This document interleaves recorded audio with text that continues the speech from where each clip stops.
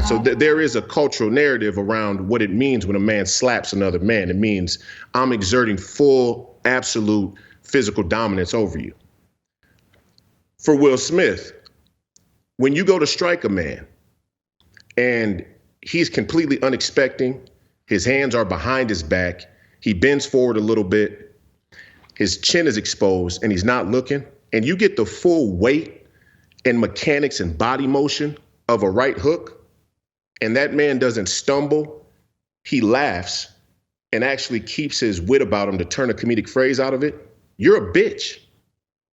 Will Smith was the woman in that situation. And here's why I think that's important to observe. I don't think it was by accident that he acted like a woman in that situation. I don't think that it was a failure of his masculinity so much as it was an embrace of femininity. There was no standing 8 count. There was no knockdown. This went to the judges' scorecards. How did you score the fight? You know, I want to call it a no contest because there was never an official first-round bell. It wasn't a sanctioned bell. But here's the irony of this whole thing. The man who actually played Muhammad Ali in a movie, he floated like a butterfly and he stung like a butterfly. I mean, I've got to give Chris Rock some credit. The way he rolled with that punch, it was like prime Roberto Duran or James Toney circa 2003. He didn't flinch. He didn't budge. And he was in a tough spot because people said, if that was me, I would have countered it. Look, that thing certainly went off script. But the underlying point is this. I'll be honest with you. I have not broken down a right hand frame by frame like the Zapruder film since the Muhammad Ali Sonny Liston rematch in Lewiston, Maine in 1965, the famous anchor punch. And the irony is Chris Rock Granite Chin took it better than Sonny Liston. It's like we want make-believe movies about Wakanda and the black women that ran T'Challa and made the Black Panther. We want that garbage instead of something real like King Richard, one of the greatest movies I've ever seen. Will Smith dominated that role, and this man had a chance to get up on a soapbox and wag his finger and say, we need more movies like this, that we blah, blah, blah, blah, blah. Instead of all these boycotts about who gets awards, let's make more movies about strong black men doing the right thing. I wouldn't. That to me would have been masculine, powerful, impact the culture. Him slapping Chris Rock, man, I can just go home and go to my old neighborhood and see that. That's a dime a dozen.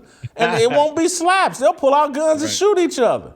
It might shoot me. I love the moment in the movie where he's sitting at the meeting and he expresses his moment of flatulence. I was like, yes, that's exactly it. He farts in the middle of a meeting with all these, distinguished white men. I love that. People make fun of conservatives for always talking about the slippery slope. We specifically with gun rights, we talk about this. We're not giving an inch because you always take a mile. We went from interviewing a minority coach 1 time to interviewing a minority coach 2 times to now mandating the hiring of a minority coach and a woman who would not be a minority in the world, but in the NFL. So this is the slippery slope.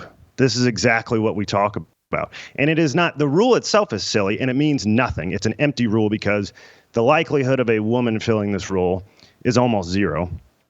And there are already black coaches. I disagree, but I hear you. Well, yes. I think it had been unlikely, but I do think in the next 10 years, there'll be a woman head coach in the NFL. What I mean to say is that if someone goes that far, they most certainly already have black coaches on staff. So the woman will not be filling this role. If they are that woke, they've decided that we're only going to have a black and woman staff anyway. We've taken a dump on MLK and the generation that created all this freedom that we're all enjoying. LeBron James wouldn't have that money without Jackie Robinson and Martin Luther King and that generation and what they did and how they carried themselves. And now we think gangbangers, crip walking at halftime of a Super Bowl, they can take us and lead us where Martin Luther King and that generation took us? Cut it out. How did we get here? How did we do an entire pivot This is a 60-year, 180-degree pivot. This had nothing to do about God. This was about will. This moment was about will. The glory from this is not going to God. This is about him, and he rubber stamps God on this. God called me to be a protector. When did God called you to be a protector? At that time?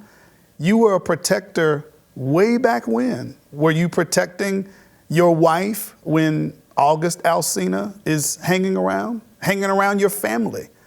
Like he's too old to be with your daughter? But who is this young guy that is in my family's house?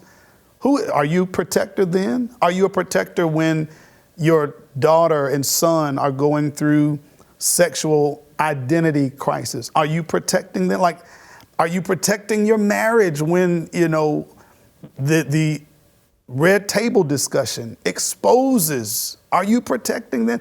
But now when the comedian gets up. Boil the Patriot way down to two things. Do your own job and put the team first. There's a ton of things involved. Those two things are the Patriot way.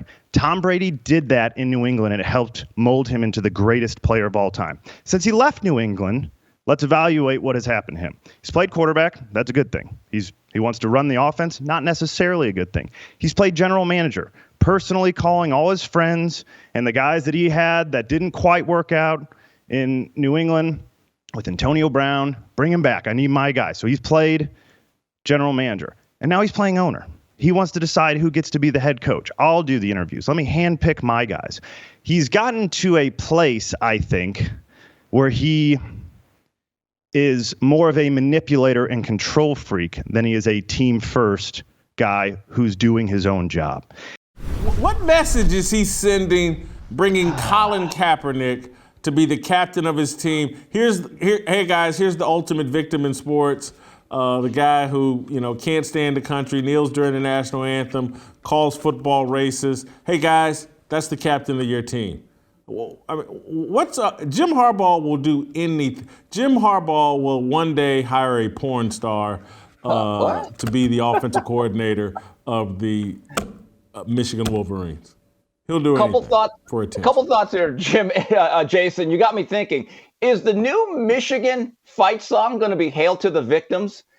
Bo Schembechler has to be rolling over in his grave. When I saw that and I sent it to you, I actually just, at that point, I've got my ankle wrapped in heavy ace bandages because I jumped off that bandwagon. I don't understand this. I have a question. If they play the national anthem before the spring game at the Big House, is Colin Kaepernick going to take a knee? That's what I want to see. That's going to be the biggest moment of the whole game. Nobody cares. Nobody cared that he made a joke about his wife, but he felt obligated to stand up there because his ego was so big and he didn't want to go home and have his wife get mad at him. So he had to go up there and really, I guess, do something that probably you and I at a bar or something, a bar fight, that might make sense if somebody, touched your girlfriend's butt. But to do this on the biggest stage at the Academy Awards, Will Smith's smarter than that. He knew that there would be some sort of repercussions. And for me, I almost think it's some sort of publicity stunt because he's been so shamed and so humiliated. This was like the pimple popping. And you look at Chris Rock, obviously he handled it pretty well. He went back into the joke, but we really kind of need to look at the whole big picture. These are a bunch of, culture elitists that really don't care about us, that are doing an award show where I don't think there was even black members of the Academy about 2 years ago. And you look at the Golden Globes, they had to cancel the Golden Globes. There was no, on their voting Academy, there was no black people as well. So really, we kind of need to look at the whole issue of this award system. It's all just a bunch of Hollywood back scratching, like, oh, you give me an award because your movie was yada, yada, yada. It's not based in reality. The best movie doesn't actually win. Vladimir Putin needs to die. Gas prices way too high. Vladimir needs to die. I'm the truth in the booth. Take my picture. I'm a winner. I'm going to eat you for dinner. Okay. You want to go to... So you had all that memorized, or did you have notes in front of you? My cat had to say hi because my cat can tell I'm excited. I'm high vibrational energy now. I have cat hair all over me. No, so that's how it worked. I improv a lot of this stuff. So I knew going in there that I'm going to say gas prices way too high. Vladimir Putin needs to die. But no, I'm literally, I know they say this sarcastically, I'm a freestyle king. I got bars all day long. Seriously, I can rap and rhyme naturally. I'm an improvisationalist. Like, I'm a comedian. I think that's my skill, is improv. And so when I was feeling it, when I was feeling the flow, I mean, nothing can stop my shine, as I say in the rap song, Jason.